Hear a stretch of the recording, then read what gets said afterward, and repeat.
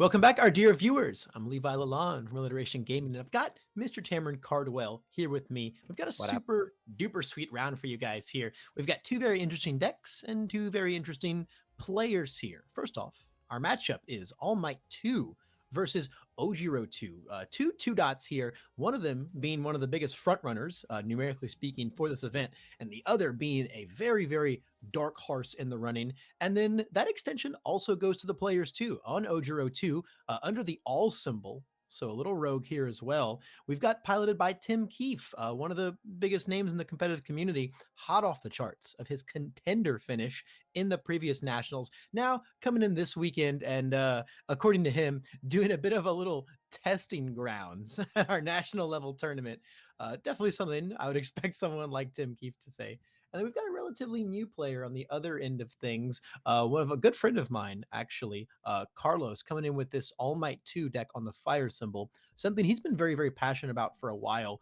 He's very famous for playing a lot of the Todorokis, a lot of the Endeavors, really just loves the fire symbol and has been trying to find the best character to kind of put this super crazy, fury ranged hybrid wild card murder package on. And so I think we're gonna see a lot of beatdowns in this matchup, Tim. This is going to be such an aggressive match. Both these characters just want to swing. Um, uh, All Might putting consistently +2 damage, possibly +4 if my opponent interacts, and then Ojiro having the scaling damage with his selective draw being a card out of the card pool, but All Might's being for every momentum that he gets. I think this is going to be all exclusively tempo based gameplay. Who can swing and land a hit first is the real question. Yeah, I could not agree more. Although I do think that we might see a little bit of a little bit more of longevity coming out from Tim Keefe's Ojiro build, because like I said before, we're on the all symbol, Tam, a very very unsung symbol between both set one and set two's formats, finally finding its way onto a couple more characters in set three, and being in an interesting position, showing off a lot of uniquely positioned foundation pieces in the metagame. Right off the bat, we're seeing pretty much the biggest stun hate combo package ever on Tim's board with double It Can't Be Fixed and prone to dry eyes. Never stun me. Never stun me is what Tim says. And of course, the all symbol has the all-powerful chivalrous competitor. Huge card in the metagame, especially against things like Season the Advantage, which I have to imagine are cards that we've got in Carlos's deck here on the fire symbol. Yeah, completely agree. Interestingly, latent skill there discarded 2 attacks in order to draw 2 random cards. Apparently, we're a little orange flooded. Too much citrus in our hand, looking to excuse me, looking to refresh with some foundations and build that tempo back up. It would seem so, yeah. Very, very cool stuff going on here with this All Might deck. Immediately, we're seeing Ignited Arrow, one of the very, very, very strong pieces that the fire symbol received from the Endeavor starter deck. Works really fantastically in tandem with something like All Might 2, punishing you even more if you block, forcing you to really just kind of chunk those hits, give him momentum, and let him draw a million cards. Speaking of powerful things that set 3 has brought us, Twisting Azure Inferno, guys. Yeah. Yeah, super cool. What a fun way to punish your opponent for blocking. This is actually probably like the best showcase of like what set 3 All Might 2 does, right? Ignited Arrows, a 6 damage move that you don't want to block. If you happen to block it, the next one gets +2, and then it just it's a tactics beautifully right into Twisting Azure, gets the +2. All Might gives it another +2. It's a 4 mid for 8. After, I mean, imagine on the arrow revealing the Inferno, and that's the card you picked up. Yeah, I mean, Stunning. yeah, we've got a deck full of some of the most scary and dangerous attacks around, and Ignited Arrow just helps us find them, which just means that we're not allowed to block that move. And of course, the big thing too about blocking All Might's moves is lets Twisting Azure come in and just be even more potent, being able to stack so much damage onto it for absolutely free. 4 damage is not hard to put on a move when we are a character like All Might, and that's immediately what we saw come down. Tim Keefe getting I don't know if I'd say punished necessarily for blocking the arrow. We didn't just take it to the chin, which is always nice, but we're definitely enabling Carlos to really go off here, find more moves, and then just play them all in succession, because that block allowed us to give our Twisting Azure Inferno the 4 damage we need to activate its very powerful enhance to manipulate the checks for the rest of this turn on both sides of the board. Yeah, the +1 to the check from twisting, as well as +1 from the massive flash freeze, essentially says we've only got +1 progressive difficulty for the next ranged attack that we play. And it's insane. This turn, if you remember, we discarded 2 attack cards. We did do that. We did do that, Tamarin, which is just absolutely crazy. We're playing a whole ton of attacks here. Another arrow coming in is really big. I really want to highlight the massive flash freeze here as an attack. Just a super duper cool piece in this character. A 4 difficulty 5 speed attack is really strong. It's only 3 damage, but it's actually not 3 damage in the slightest in our character. It's base 5, 7 if they block the last one. Gets very big very quickly. And I think that's what like we're really seeing the power of here is All Might 2 can now just play all of these little 4 difficulty attacks that progress his game state, make his string even more fluid, and he just gets to put a million damage on them and abuse a lot of their abilities. Yeah, for sure. I mean, just looking at massive flash freeze, like it's on screen, right? It's a 5 mid for 3 base. All Might makes it for 5. If you block the last move, it's for 7. 4 diff, 5 mid for 7 with it gets +1 on my check. Every deck in the game wants to play that card. Yeah. Wow, the double uppercut block here, though, is really big for Tim. Fantastic read holding all of these high blocks. Unfortunately, we're going to let him find even more gas. But at this point, though, we're probably done going in. We got to think about maybe trying to put a couple of foundations on the board. We're going to play this on a 6. We've checked a 4. Checked a 4. He We says don't committing want to to 2 commit cards our is guys. not worth it. I completely and fully disagree with that. The difference between Yeah. having 3 foundations and 4 foundations on our next turn is so incredibly high. Mhm. And there's no reason for us to keep our 2 resources up. No, and I mean, like we want to leave our All Might up to draw cards, right? But if you've already got 3 in hand, you're not blocking more than one thing with the state of your board. Especially, you might not even be blocking one thing with the stats that Ojiro puts on his moves. So I don't think that we needed to leave All Might up there to draw cards at all. I don't think that was a very consequential commit there. Yeah, I completely agree. But he says he wants to draw, He wants to draw. getting some stats.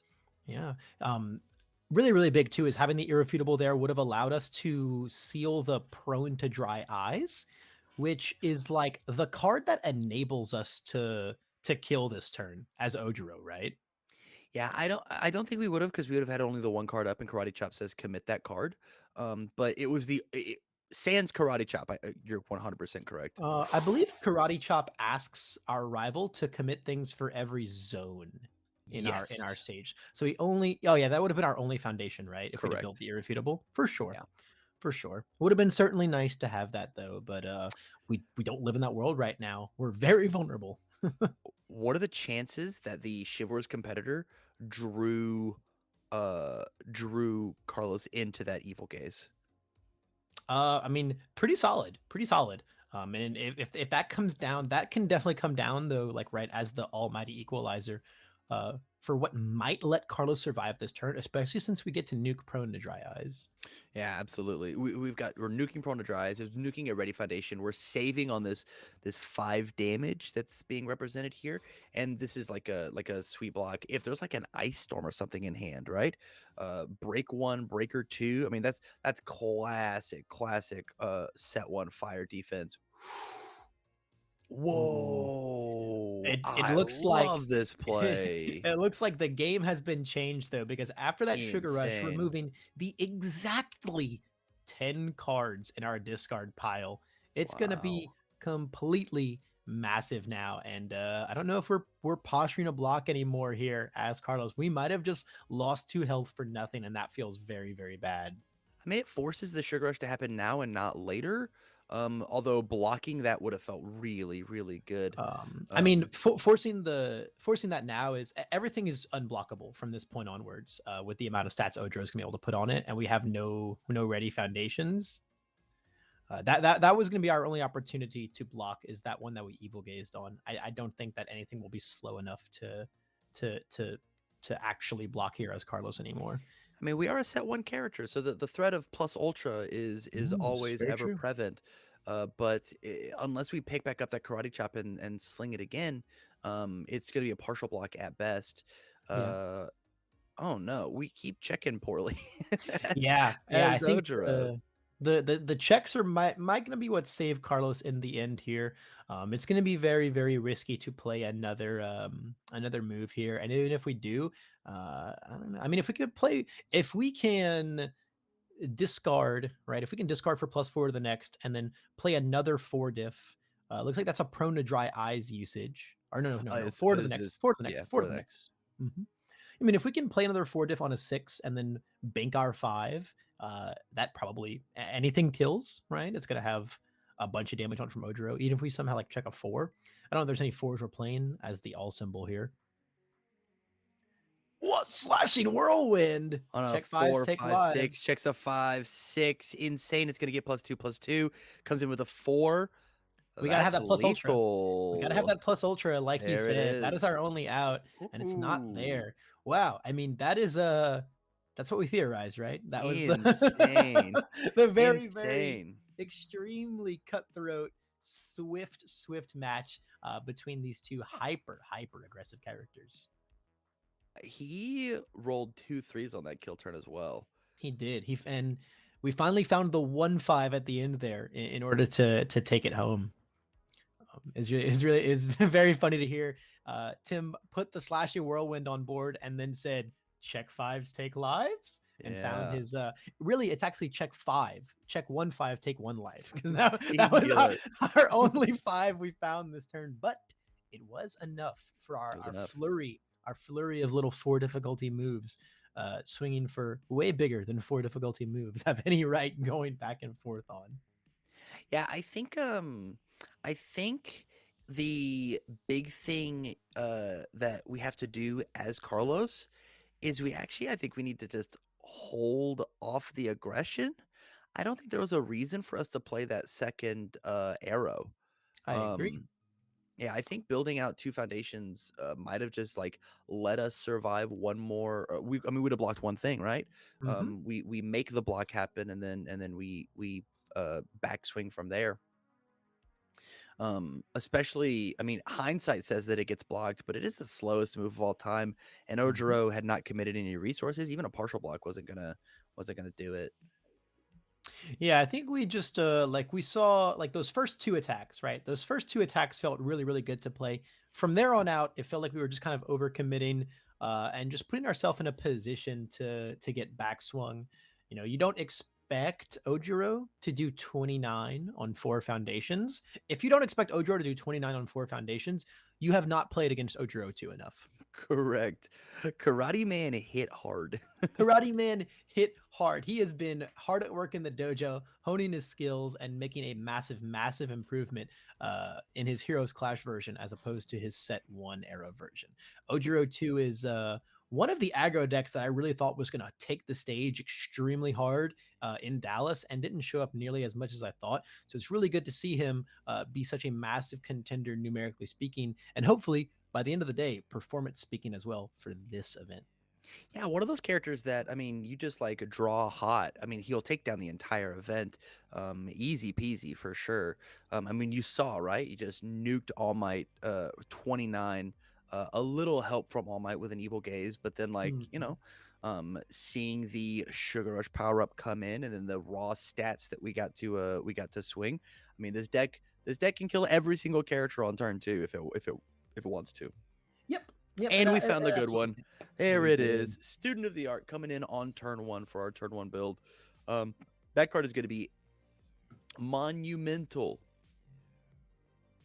Yeah, I think that's one of the craziest things about that last turn by Tim was right is he did all that with 0 Student of the Art. Student of the Art is like the card that makes Ojiro 2 go supernova. I constantly equate it to Jiro with and without sound waves, right? I constantly equate it I make that comparison a lot because the second Ojiro starts finding Student of the Art, his turns feel like they're absolutely game breaking.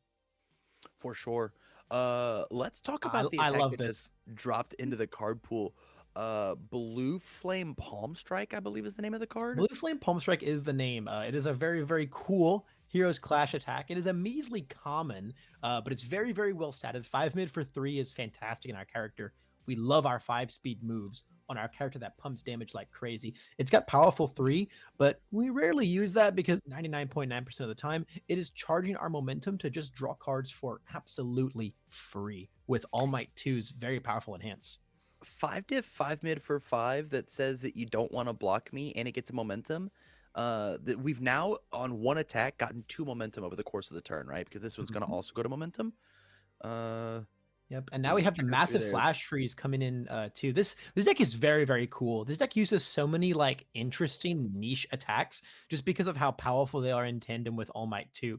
I love to see a character bringing out the hidden text, right, in tandem with a lot of these cooler niche cards.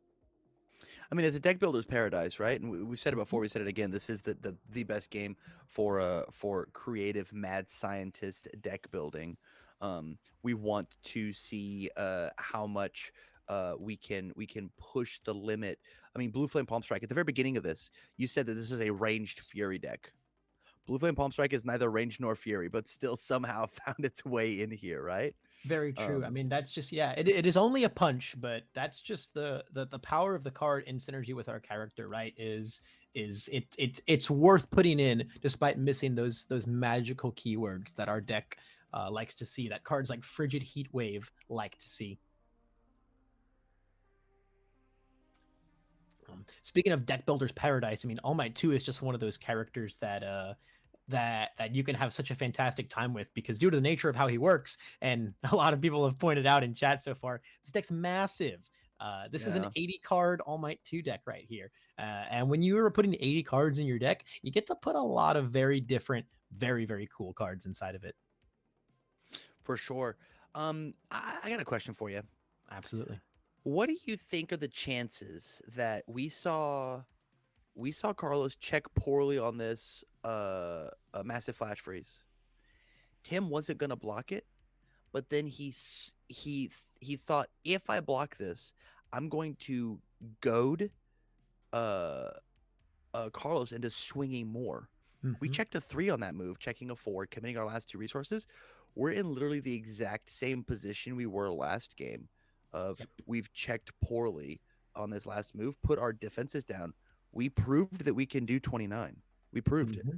Yeah, and now we get Student of the Art on board, right? We get Student of the Art on board. We get destined to potentially find even more attacks. Like Tim's board is not looking any less lethal than it did last turn.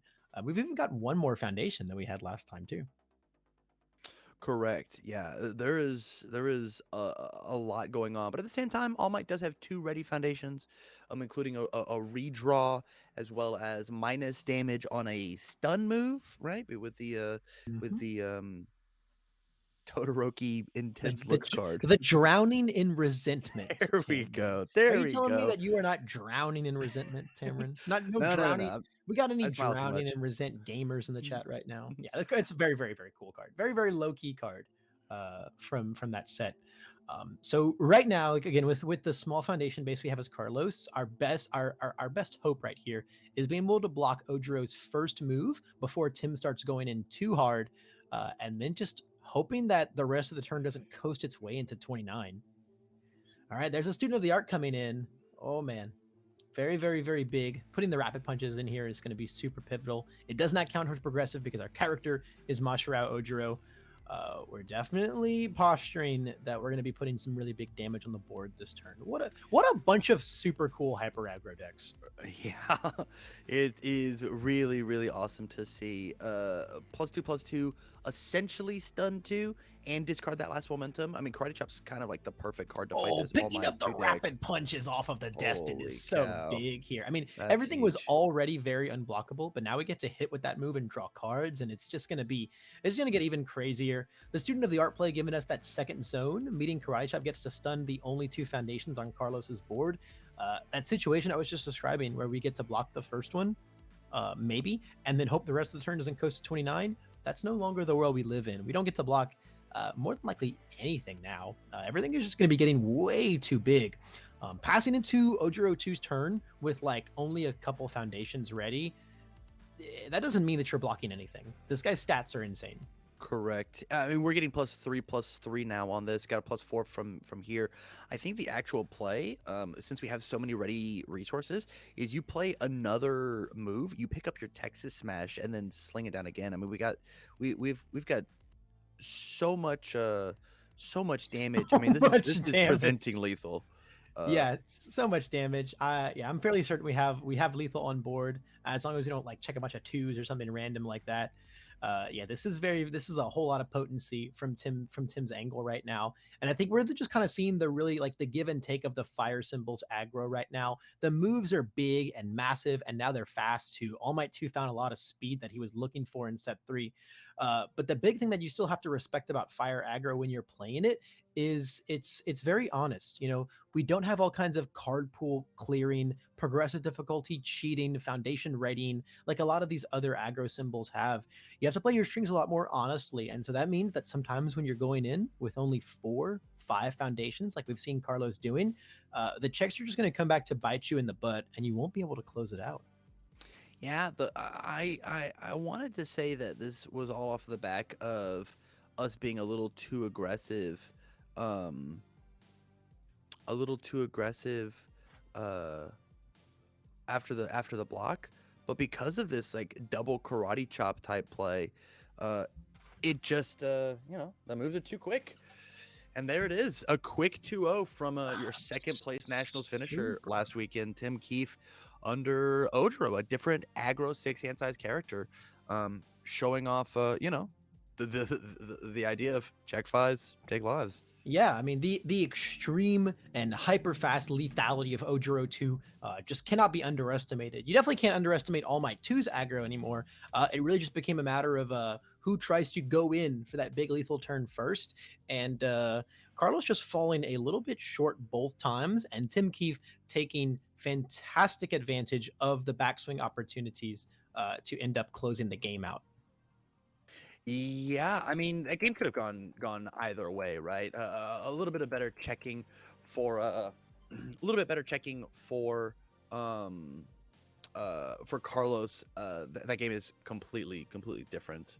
Yeah, I mean that is the cutthroat world of hyper aggro versus hyper aggro. Is sometimes if those checks start rolling, things can just get absolutely out of hand very quickly, and we just saw them get a little more out of hand, a little more out of hand for Tim, or sorry, a little more out of hand for Carlos than they did for Tim sooner, and he unfortunately fell prey to the legendary Tim Keefe's aggro.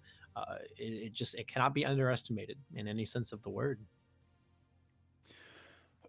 Excuse me. I'm happy with the results. So I think what we're going to do, you guys, is we're going to take a small break, and we will be right back as soon as we have another match for you. We'll catch you in a minute.